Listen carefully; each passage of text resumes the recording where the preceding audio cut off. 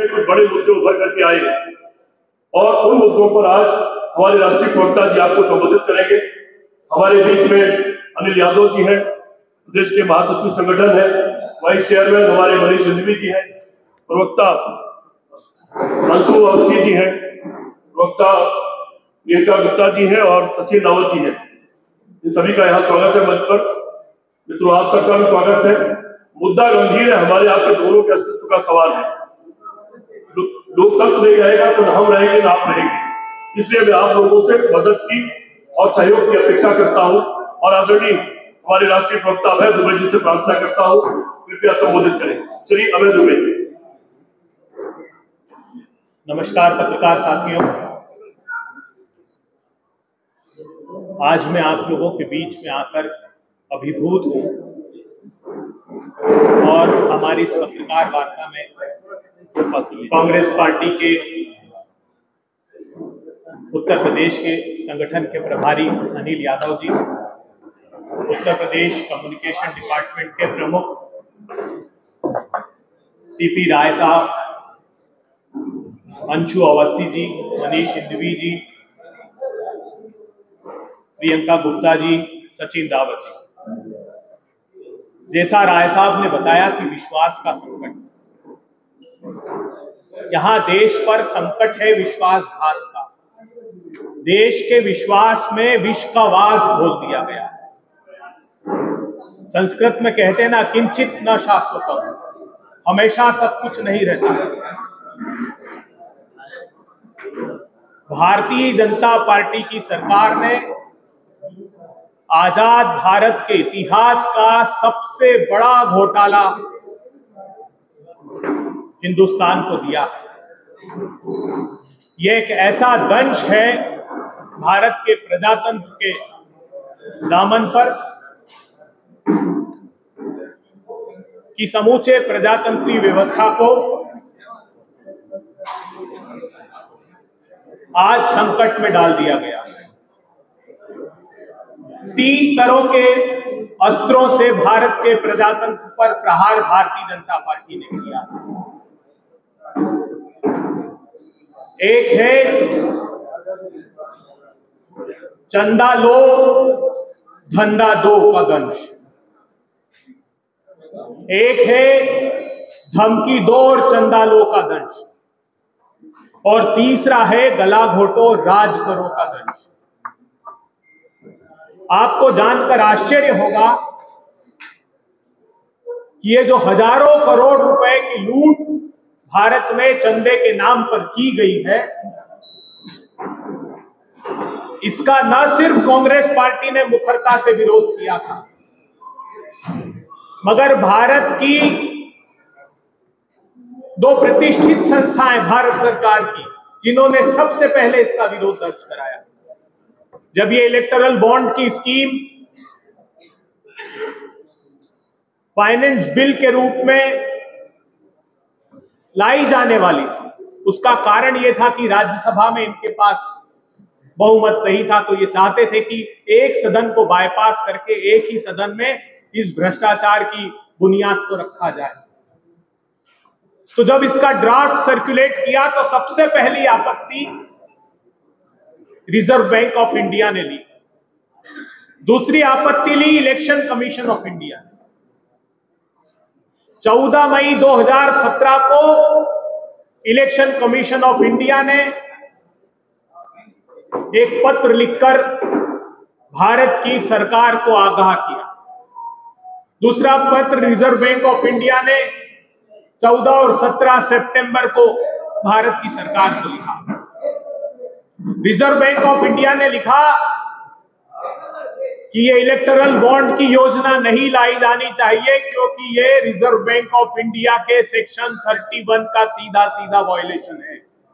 समानांतर रूप से कोई बेरर बॉन्ड या पैरेलल करेंसी चलाने का अधिकार किसी को नहीं है। ये एक समानांतर करेंसी के रूप में आप इस बॉन्ड को ला रहे हैं। उन्होंने आगाह किया था कि ये सीधा सीधा मनी लॉन्ड्रिंग एक्ट का भी वायलेशन है। इसके बाद चुनाव आयोग ने ministry of law and justice को लिखा। उन्होंने कहा कि ये जो इलेक्टोरल बॉन्ड की स्कीम है ये बहुत घातक सिद्ध होने वाली है, क्योंकि इसमें भारत की सरकार कंपनी एक्ट में परिवर्तन कर रही है, भारत की सरकार रिप्रेजेंटेशन ऑफ पीपल एक्ट में परिवर्तन कर रही है, भारत की सरकार इसमें इनकम टैक्स एक्ट में परिवर्तन कर रही है। चुनाव आयोग ने यह लिखा कि भारत में जो व्यवस्था प्रचलित थी कंपनी एक्ट का सेक्शन 182, उस सेक्शन 182 का सबसेक्शन 1 ये कहता है कि कोई भी कंपनी अपने एवरेज 3 साल के मुनाफे का 7.5% से ज्यादा चंदा नहीं दे सकती। उसको अमेंड किया गया है।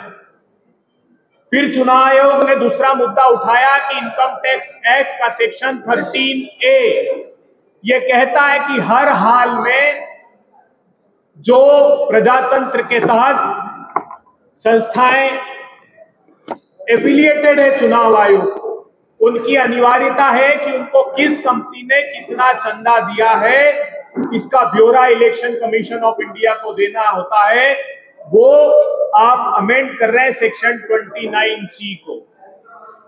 तो चुनाव आयोग में जो जानकारी देनी है उसको भी छुपाने की बात इसमें कही गई है। और इनकम टैक्स एक्ट के सेक्शन 13A जिससे कि इनको एग्जम्पशन मिलता है इस चंदा देने के बाद, उनकी कमाई में टैक्स से छूट मिलती है, उसको भी छुपाया जा रहा है। और उन्होंने क्या संदेह जारी किए थे? उन्होंने संदेह ये व्यक्त किए थे कि इसमें, और ये बात रिकॉर्ड पर है उनकी चिट्ठी में, कि बहुत सारी शेल कंपनियां बन जाएगी जो काला कारनामे करेगी और काले कारनामे को छुपाने के लिए ये गुप्त चंदा देगी, क्योंकि उस बॉन्ड पर किसी कंपनी का कोई उल्लेख नहीं होगा। इतना ही नहीं, उसमें ये तक संशोधन कर दिया कि किसी भी राजनीतिक दल को उस चंदे का कोई रिकॉर्ड रखने की आवश्यकता नहीं है। अर्थात किस कंपनी ने कितना चंदा दिया ये भी राजनीतिक दल अपने पास कोई रिकॉर्ड नहीं रखे। ये बात आरबीआई और इलेक्शन कमीशन ऑफ इंडिया ने लिखित रूप में मई और सितंबर 2017 में दी थी, क्योंकि ये बात का ड्राफ्ट किसी राजनीतिक दल के पहले उन लोगों से सुझाव चाहे गए। फिर कांग्रेस पार्टी ने इस पर अपनी आपत्ति दर्ज कराई कि ये सफेद पैसे काले कारनामे के लिए प्रयुक्त किए जाएंगे, और उसकी आशंका आज सही साबित हुई जब 15 फरवरी को सर्वोच्च अदालत ने इन इलेक्टोरल बॉन्ड को असंवैधानिक घोषित कर दिया। 6 मार्च की तारीख तय की गई कि एसबीआई इसकी जानकारी सर्वोच्च अदालत में दे, इलेक्शन कमीशन ऑफ इंडिया को दे और इलेक्शन कमीशन ऑफ इंडिया अपनी वेबसाइट पर डाले।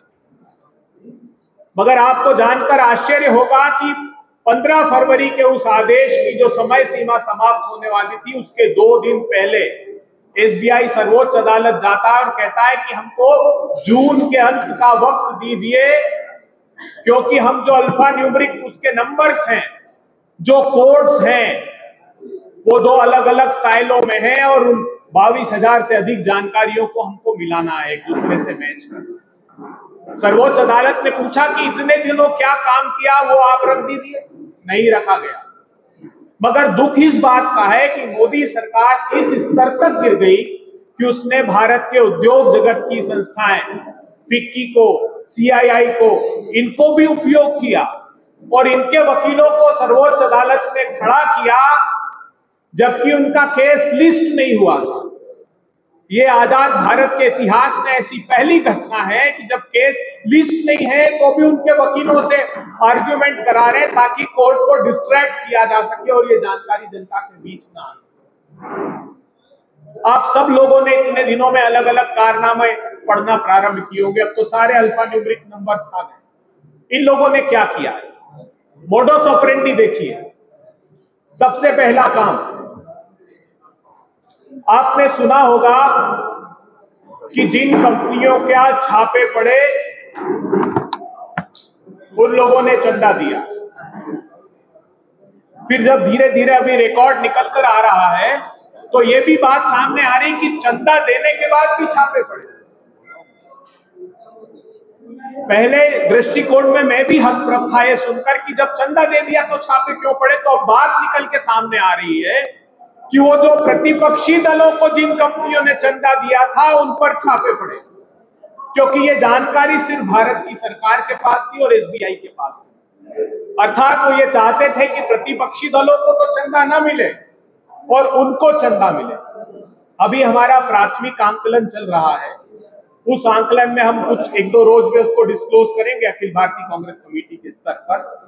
करीब करीब 4000 करोड़ रुपए के चंदे के एवज में 4 लाख करोड़ रुपए कंपनियों को मिले हैं।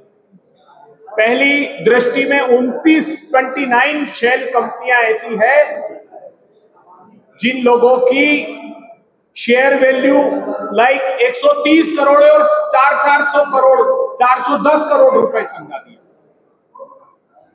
ये दूसरी कैटेगरी थी। तो फायदा सिर्फ यहीं तक नहीं था कि चंदा दिया और धंधा लिया और धमकी दी और चंदा लिया। बात यहां तक भी निकल कर आ रही है कि एक स्टील कंपनी ने इलेक्टोरल बॉन्ड खरीदे, उस बॉन्ड खरीदने के सप्ताह भर बाद उस स्टील कंपनी के लिए इंपोर्ट ड्यूटी इंपोज करके भारत में स्टील को, इंपोर्टेड स्टील को महंगा करके उसको लाभ पहुंचाने की कोशिश की। ये बात भी भविष्य में निकलकर सामने आएगी कि किन किन कंपनियों ने इलेक्टोरल बॉन्ड दिया और जीएसटी की काउंसिल में उनके जो हित प्रभावित होते थे उन हितों को साधा। ये भी बात अब देश के सामने आने वाली है। हमारे पैरों के तले जमीन खिसक गई जब इतना भीषणतम भ्रष्टाचार, एक मुखौटा लगाए हुए आदमी जो कहता था न खाऊंगा न खाने दूंगा, उसने इतना व्यापक पैमाने पर भ्रष्टाचार किया है। और अंतिम समय तक कोशिश की गई सर्वोच्च अदालत के आदेश के बावजूद। एक और बड़ा आश्चर्य हुआ, पहली बार ऐसा हमने सुना है कि अदालत में इलेक्शन कमीशन ऑफ इंडिया, ये बात और जाननी जरूरी है कि ये मुकदमा 2017 से पेंडिंग था। इस मुकदमे में इसके पहले जो चीफ जस्टिस ऑफ इंडिया थे उन्होंने 2019 के वक्त ये कहा था कि अभी चुनाव है, इसलिए आज इस पर फैसला कोई देने की अपेक्षा ये उचित होगा कि आज तक की जानकारी एक सील बम लिफाफे में राजनीतिक दल अपनी information election commission of India को दे दे। वो शायद 2 अप्रैल 19 का समय था। उसके बाद फिर सितंबर 23 में राजनीतिक दलों को के लिए कहा गया कि वो अपनी सीलबंद जानकारी इलेक्शन कमीशन ऑफ इंडिया को दें। जब इलेक्शन कमीशन ऑफ इंडिया को सर्वोच्च अदालत ने कहा कि आपके पास जो सीलबंद लिफाफे में इंफॉर्मेशन आई है कम से कम वो पोस्ट कर दीजिए, इलेक्शन कमीशन ऑफ इंडिया ने टाइम बाय करने के लिए कहा कि साहब एक ही कॉपी थी, वो तो हमने सुप्रीम कोर्ट में जमा कर दी। मतलब आप आश्चर्य देखिए कि किस हद तक ये कोशिश की गई अंतिम समय तक कि इस भीषणतम भ्रष्टाचार पर पर्दा डाला जाए। मगर आज हम सब लोगों के सामने वो सारी डिटेल है। कुछ ही दिनों में हम मैच करके ये बता देंगे कि कैसे मेगा इंजीनियरिंग या उसकी सब्सिडरीज या जो लॉटरी का धंधा करने वाली कंपनियां थी, किन किन कंपनियों ने भारतीय जनता पार्टी को पैसा दिया है और उसके बाद उनको कितने कॉन्ट्रैक्ट मिले। अंतिम बात और बेहद महत्वपूर्ण बात मैं कहना चाहता हूं, भारतीय जनता पार्टी इतनी भयाक्रांत है कि वो राजनीतिक दलों का गला घोट कर ये चाहती है कि प्रजातंत्र की हत्या कर दी जाए। कांग्रेस पार्टी के अकाउंट्स को फ्रीज कर दिया गया है ताकि चुनाव के वक्त हम अपने जो उम्मीदवार हैं उनको उनका जायज जो चुनाव में खर्च होता है, या हम लोग जो पत्रकार वार्ता करके ट्रेन से, हवाई जहाज से या रोड के माध्यम से एक स्थान से दूसरे स्थान तक जाते हैं, या हमारे दफ्तर, हमारे कर्मचारियों की तनख्वाह, इन सब को किसी तरीके से रोक दिया जाए, इसलिए हमारे अकाउंट फ्रीज कर दिए गए। और कसूर क्या है?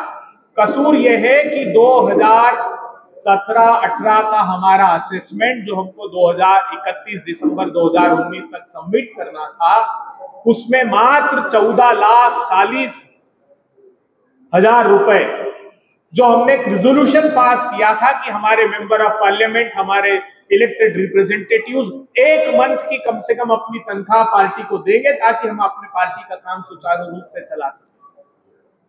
उस 14,40,000 रुपए के एवज में, क्योंकि 31 दिसंबर 19 तक हमको अपने रिटर्न्स फाइल करने थे और उसमें हमसे 40 दिनों की देर हुई, और ऐसा नहीं था पहली बार, राजनीतिक दलों में ये देरियां हुआ। उसका 1% लेवी का प्रोविजन है। आप इनकम टैक्स एक्ट का सेक्शन 234 देखिएगा, उसमें प्रावधान है और बड़ी साधारण सी, और मैक्सिमम 10,000 रुपए तक वो होता है। उसकी तुलना में हम पे 100 गुना से अधिक पेनल्टी लगाई गई।